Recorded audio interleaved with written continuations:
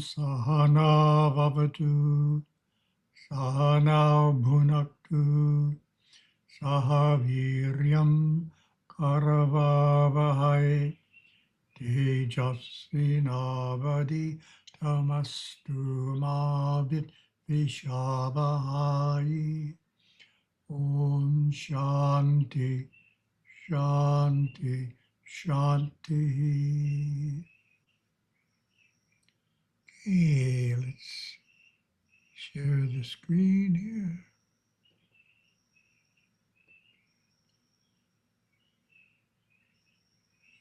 And move things around. Here we are, May 10th in Asia.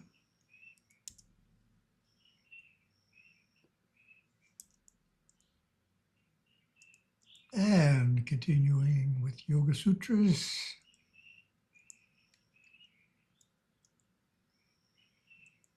Chapter 2, Sadhana.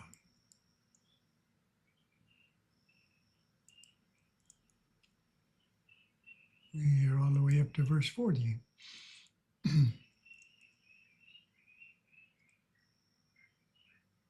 From purity, I guess I should say we're in the middle of the yamas and the niyamas. So Patanjali is telling us the benefit of practicing either a yama or a niyama. From purity arises a detachment from one's body and a natural withdrawal from external association. Patanjali now turns to the niyamas, the practices of which the first is purity. As purity is sought, there comes a refinement of the soul, which affects body, mind, and emotions. This purity reveals the gross nature of the physical body, full as it is of diseases, infections, and other corruptions. Seeing this from his state of refinement, the seeker easily achieves a detachment from his physical home. This is a gift, for it makes it easier to transcend body consciousness and soar within. Gurudeva's quote: purity for the sannyasin may be defined as wisdom in handling the forces of the mind and body, including the sexual instincts. In aspiring toward the ideals of purity, the Saiva sannyasin must attune himself to the inner worlds, the second and third worlds. He must strive to live the contemplative life, cautiously avoiding undue or unseemly involvement with the world. He must associate with other Hindu devotees, seeking the company of good and holy men.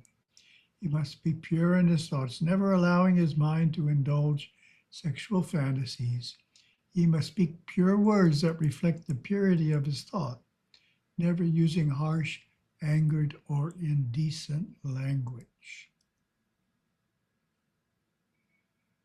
Verse 41. From purity of the luminous mind arises cheerfulness, one-pointedness, mastery of the senses, and fitness to realize the self. The use of Atma Darshana in this sutra is highly significant, marking a rare moment in which Patanjali explicitly points to the direct realization of the self. Complements a more methodical tone of the rest of the text, which focuses on discrimination, which focuses on discriminative discernment, viveka kyati, as the primary tool for liberation. This unique conclusion reminds us that while discernment is the means, realization, Atma Darshana, is the transformative culmination of the yogic journey. The luminous mind here translates the word sattva, which in this context refers to buddhi, the cognitive mind, illumined by sattva guna, the quality of clarity, purity, and luminosity. Buddhi, when dominated by sattva in an individual, enables discriminative realization, ultimately leading to liberation.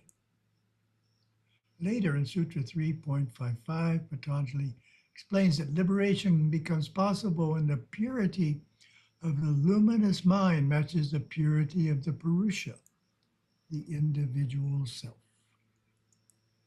Seeker benefits immensely from purity of mind, finding himself naturally immersed in states of blessedness, joy, and clarity. Just as physical purity shielded him from detrimental exposure, mental purity protects him from deleterious thoughts and feelings. He will naturally avoid those who are not pure, those whose actions and thoughts and emotions of the instinctive lower nature.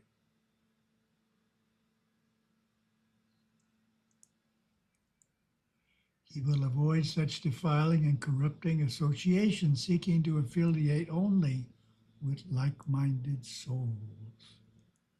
And Gurudeva. Purity is the natural heritage of men and women, disciplined in mind and body, who think before they speak, speaking only that which is true, kind, helpful, and necessary. People whose thoughts are pure, and this means being in line with the yamas and niyamas, and whose bodies are free from incompatible alien obstructions, are naturally happy, content, and ready to perform japa. To be pure in mind means to have a bright, luminous aura, filled with the pastel hues of the primary and secondary colors under every circumstance and life situation. That's the challenge, of course. Yeah, there's a lot of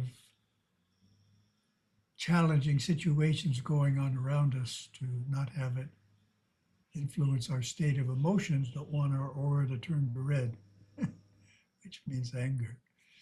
Keep it in the pastels. Pastel hues of the primary and secondary colors under every circumstance and life situation. Those who practice this restraint have realized that thoughts create and manifest into situations, actual physical happenings. Therefore, they are careful what they think and to whom they direct their thoughts.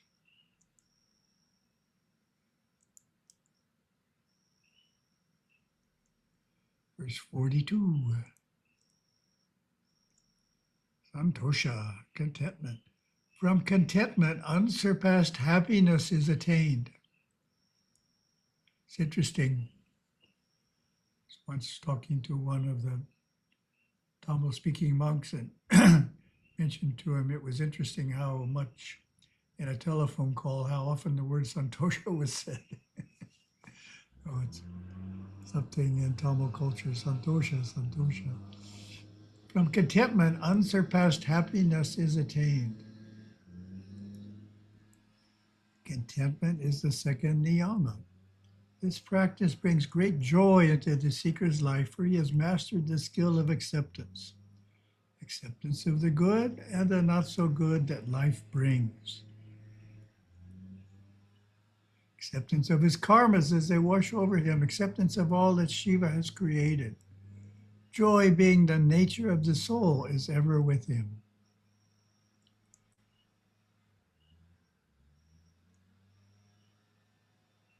He does not ride the vicissitudes of life, now up and now down. He is steady, fulfilled, centered, and secure, happy to be who he is, where he is.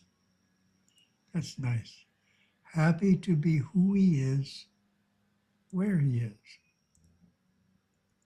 Contentment, says Gurudeva, is a quality that everyone wants and buys things to obtain. Oh, if I only had my house redecorated, I would be content. A new wardrobe would content me, give me joy and serenity. To be content, I must have a vacation and get away from it all. There I can live the serene life and have joyous experiences. The Dharmic way is to look within and bring out the latent contentment that is already there by doing nothing to inhibit its natural expression. As santosha, the mood of the soul, permeates out through every cell of the physical body. Contentment is one of the most difficult qualities to obtain. Life is meant to be lived joyously. So contentment is really important to figure out how to attain and sustain. Verse 43. From austerity, which removes impurities, comes the perfection of the body and senses. Tapas, austerity, tavam and tammo, is the third niyama, coming from the root tap to burn. Tapas is a fiery practice which incinerates all dross of the mind, which has the power to burn up and destroy karmas yet to be faced. It can actually eliminate them, not just mitigate them. These self-imposed disciplines may take many forms: fasting, severe and prolonged meditations, celibacy, observance of silence, living in severe circumstances, hardships of many kinds which soften the ego. The difficulties of life which are forced upon us have a similar effect. But when hardships are undertaken intentionally, their power to transform our nature is immeasurable. Patanjali tells us that the result of tapas well performed is nothing less than the perfection of the senses and body. Commentator Vyasa tells us that austerity incinerates. The impure covering of tamas and rajas, allowing the manifestation of mystical powers, siddhis, such as clairvoyance and clairaudience. And Gurudeva's quote.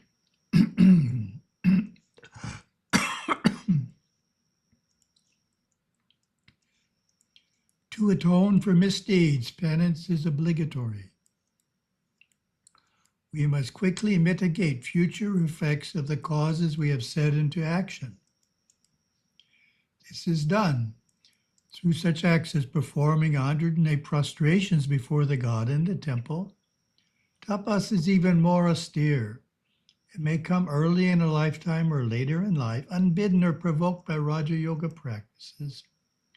It is the fire that straightens the twisted life and mind of an individual, bringing him into pure being, giving a new start in life, awakening higher consciousness and a cosmic relationship with God and the gods, friends, relatives, and casual acquaintances.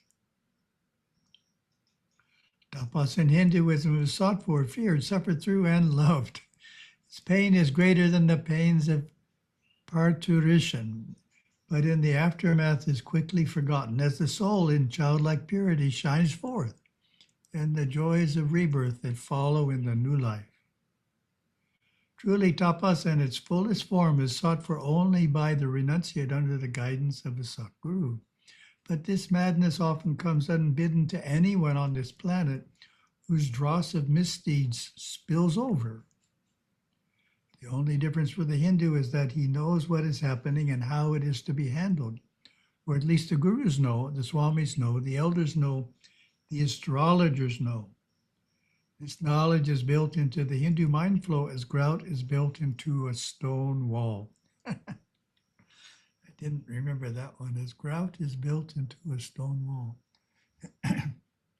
Pretty irremovable.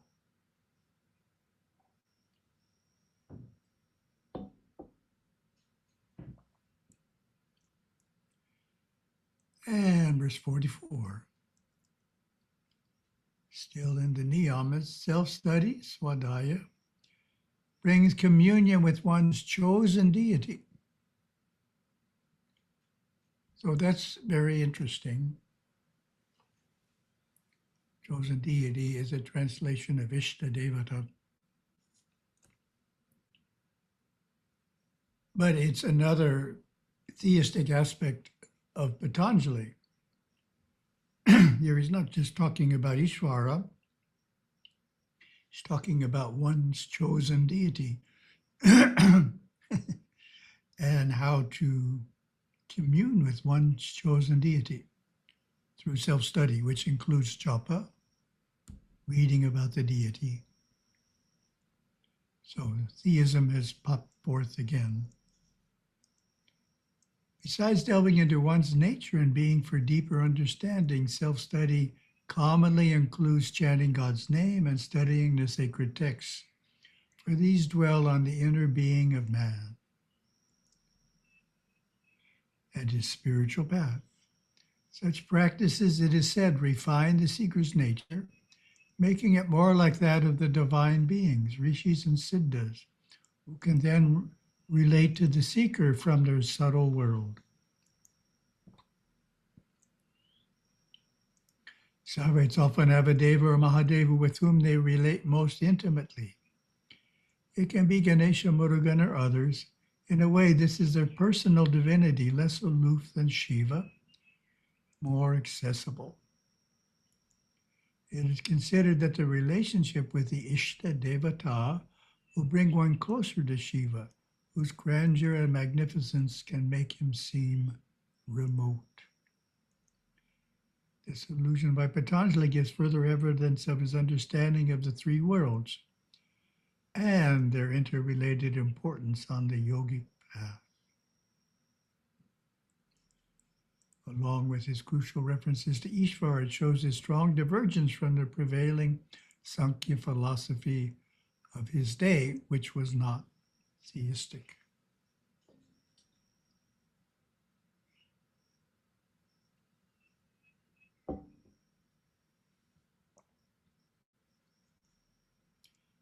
And Gurudeva on Ishta Devata.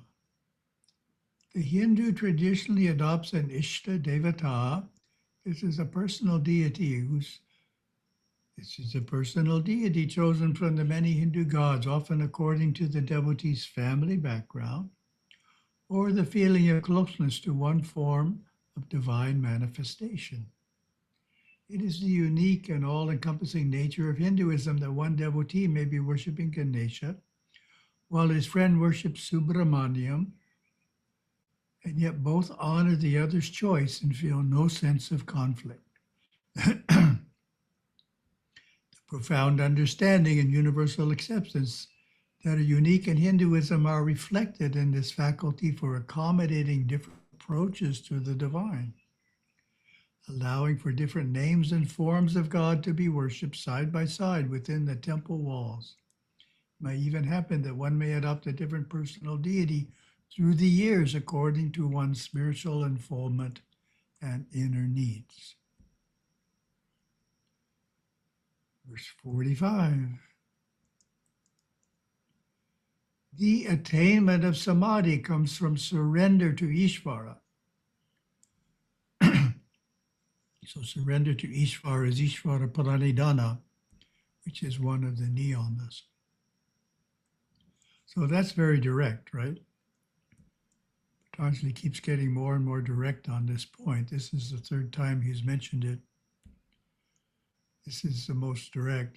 Attainment of samadhi comes from surrender to Ishvara, period. No other ways are mentioned. While the boons and blessings accruing from all the earlier practices are worthy, it is through total surrender to Shiva that the ultimate attainment called samadhi is most efficiently achieved. It is surprising, therefore, that many commentators do not give such heartfelt devotion its due. This is evident in the way the concept of Ishvara is often treated more as a symbolic or instrumental aspect of the path to self-realization rather than as an end in itself. Many Vedantic, meaning monistic, interpreters do not place significant value on devotion as a fundamental element of yoga. Patanjali certainly gave the spiritual practice pride of place, treating meditation on Ishvara as the highest form of meditation. It is here that Patanjali historically interpreted in a Vedantic manner shows his theistic convictions, demonstrating his alignment with the monistic theism found in Siva Siddhanta. And Gurudeva, it is only in the stage of grace, Aru, and on its doorstep that true worship arises, which is invoking and opening up to the great beings, God, gods, and devas in order to commune with them. Faith, Ashtikya, creates the attitudes for the action of worship. We can see that from the soul's conception to the fullness of maturity into the final merger with God Shiva himself, worship, communication, looking up, blending with is truly monistic Saiva Siddhanta, the final conclusions for all mankind. Worship is the binding force that keeps the Hindu family together. On a deeper level, external worship is internalized, worshiping God within through meditation and contemplation. This form of worship leads into yoga and profound mystical experiences. And verse 46. Meditative posture should be steady and comfortable. This is the first verse on asana. So we've yamas, niyamas, asana. So we're up to the third limb. So it doesn't say much about asana. This is one of the verses. Meditative posture should be steady and comfortable. One's meditation posture is directly related to how deep one's meditation is. It is important to take time to find a posture that is comfortable. When the most suitable pose has been mastered, the body will remain still, allowing awareness to soar within without physical distractions. And Gurudeva. Hatha yoga is a system of bodily postures or asanas created as a method for the yogi practicing yoga for long hours each day, performing japa and meditation to exercise and keep the physical body healthy so that his meditations could continue uninhibited by disease or weakness. That is how it was explained to me long ago. The great fully illumined rishis of old, in order to serve mankind, completely inwardly motivated the external world for good upon good upon good, as do the great rishis of India today as well. They sat in their caves and forests or on riverbanks to think upon the karma of the masses, take it into their minds by understanding mankind's predicaments. The impact of the cause and effect actions would affect their physical body. Outside of meditation, they would perform their routine of asanas to untie the knots of these karmas they had taken onto themselves, and the villages and the countries and the individuals within them would improve. These great yogis were indeed not unlike the gods. The purpose of Hatha Yoga today, again, is the same: to keep the physical body, emotional body, astral body, and mental body harmonious, healthy, and happy, so that awareness can soar within to the heights of divine realization. Verse 47. So we're still on asana. Through relaxation of effort and absorption in the infinite, this is achieved. Ananta Samapati, a term used in this sutra, is described as experiencing yourself as infinite space, knowing you extend out beyond your physical body into the surrounding environment and beyond that, into Shiva's vastness. Without effort, awareness soars into the infinite. Here the sage is counseling the seeker to learn the art of letting go, of not struggling over much. Minimal effort brings infinite absorption. Well, that's an important point on meditation. Sometimes it's approached using too much willpower, too much effort. So effort is good. If you're doing some things, you're lifting a heavy weight, you need to use effort.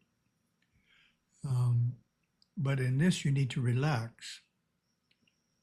So we want to be relaxed outwardly, but inwardly use effort without it causing us to lose our relaxation.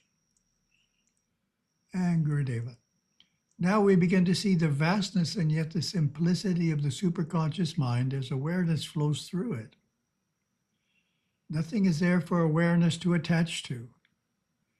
When aware of something other than itself, awareness is in its natural state and sub-superconsciousness. Occasionally in superconsciousness, we can feel and actually inwardly see the inner body, the body of the soul, and we can feel this body inside the physical body. This is the body of light. Then we know through feeling and seeing that this body has existed and will exist forever and ever and ever. And we enjoy moving within the energies of this inner body. As we feel them, we become so quiet, so centered that awareness is aware of itself so intently that we are right on the brink of the absolute, ready to dissolve, to merge into that which is man's heritage on earth to realize, the maturity of his being, the self-God. And 48. Then one is undisturbed by the pairs of opposites. This is asana again. Patanjali subtly references the previous sutra to stress the centrality of asana, sitting effortlessly in a meditative pose. He offers that this has the effect of balancing the nerve system, centering the yogi's awareness so profoundly that he is no longer assailed by the natural assault of opposites, hot and cold, pleasure and pain, comfort and discomfort. With these subdued, there arises a detachment from the body, which allows the yogi to focus on the inner work and not the outer distractions. And Gurudeva. When we begin to meditate, we have to transmute the energies of the physical body. By sitting up straight, with the spine erect, the energies of the physical body are transmuted. The spine erect, the head balanced at the top of the spine brings one into a positive mood. In a position such as this, we cannot become worried, fretful, or depressed, or sleepy during our meditation. Slump the shoulders forward and short-circuit the actinic forces that flow through the spine and out through the nerve system. In a position such as this, it is easy to become depressed, to have mental arguments with oneself or another, or to experience unhappiness. With the spine erect and head balanced at the top of the spine, we are positive and dynamic. Second topic, pass to Siva. Lesson 30, what are the past 4 stages? How would you answer that question?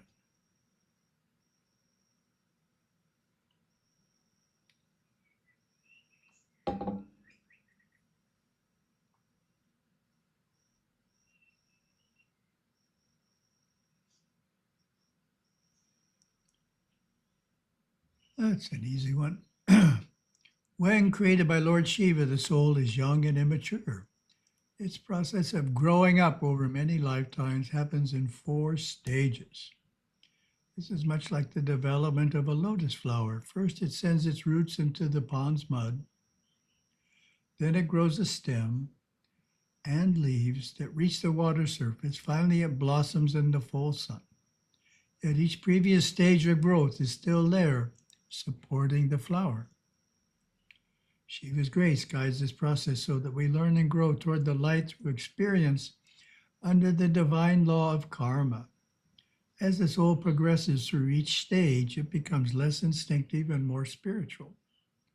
Shiva is continually creating souls, so at any point in time, there are on earth young souls, adolescent souls, middle-aged souls, and old souls. The four padas, stages of maturation, are charya, kriya, yoga, and jnana. That's the Sanskrit. Charya is good conduct and humble service, tending the temple and helping with temple chores. Here, the main work is harnessing the instincts and developing virtuous qualities. Kriya is the stage of devotion, or love of God, expressed through home puja and temple worship. Yoga is the period of meditation and inner striving under a guru's guidance. At this stage, the temple is a sacred space for contemplation, as Shiva's veiling power gives way to his revealing grace. And jnana is the wisdom state where the realized soul sees himself as one with the temple deity. These stages are also experienced in each lifetime. This is important. As children, we learn good conduct is summarized in the yamas and niyamas. Then we are taught worship, expressing heart-melting devotion for God, Guru, gods, and Guru. Next, we may learn to meditate with the goal of gaining true wisdom. The four padas are not alternative ways, but progressive steps on a one path called Sanmarga. Nor does the soul give up the practices of one pada when it enters the next. Thus, the mature soul in jnana is a paragon of wisdom, yoga, devotion, and virtue. The greatest yogis still love and worship Shiva. Next topic, we get our questions. Question I created here.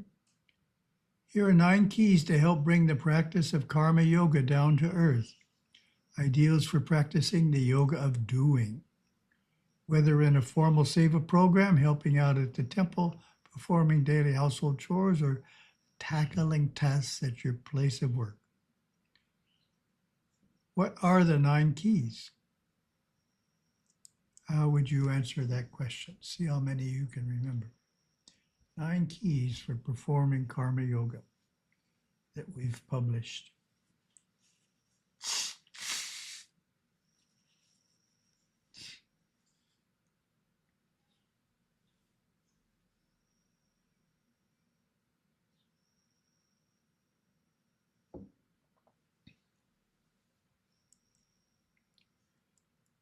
One, offer all work to God.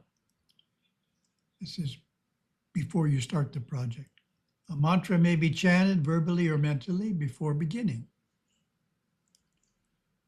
2, let Ganesha guide your karma yoga. He rules over all karmas, their fruition and their transcendence. 3, act selflessly, detached from the results. Focus on serving, helping, giving, and surrendering egotistical urges. Do your best. Make the work a worthy offering, completing it as perfectly as you can. Then stop. Review what you did and make it even better, as much as time allows. 5, be industrious. Stretch your capacities to overcome lethargy, fatigue, confusion, and doubt. Remember to breathe. 6, stay above the fray. Refrain from disagreements, criticism of others, cynicism, blame, and other base emotions.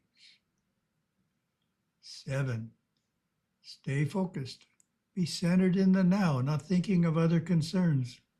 Pause between tasks and renew your yoga. Align your will with the divine will. Be rooted in an awareness of the divine presence within and around you. See the world as perfect. And the last one, number 9, enjoy the effort. Be positive, free of worry, relax, take your time, be happy, and radiate blessings to the world. So I hope you remembered a number of those. beforehand. Thank you very much. Om